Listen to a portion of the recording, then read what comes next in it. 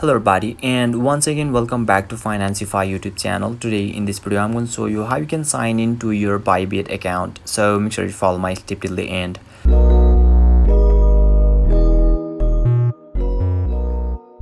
First thing first, I assume that you have already downloaded the Bybit app, and now once you open it, you'll be able to see the interface or dashboard of the Bybit apps on in the screen, where you can see there is a sign up/login option at the right side of this demo trading option.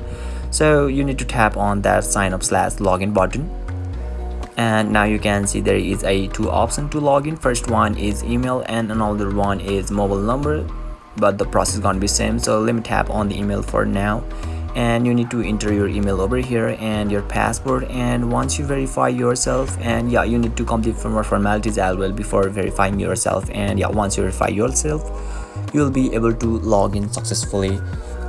And just down below of it, you can see there is a two more login options as well. First one is Google and another one is Apple, which is distinguishable by its logos on in the screen. So let me sign in with Apple ID for now. So let me tap on that Apple logo, and now I need to verify myself. So let me tap on the continue.